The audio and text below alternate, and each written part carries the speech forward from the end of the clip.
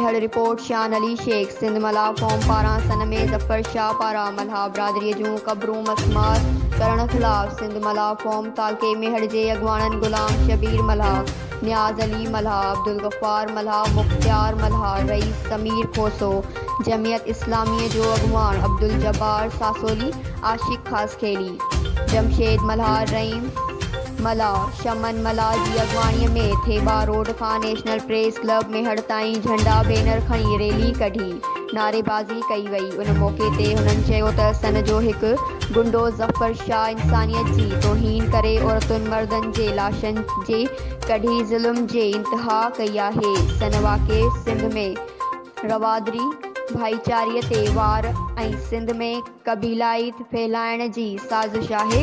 वाक़े में मुलविस जवाबदार ज़फ़र शाह ऐं TMO खे गिरफ़्तार करे खेनि सख़्त सज़ा ॾिनी वञे त जीअं सिंध में अहिड़ो वाक़ियो वरी न थी सघे। न्यूज़ सिंध एक्सप्रेस न्यूज़ मेहर।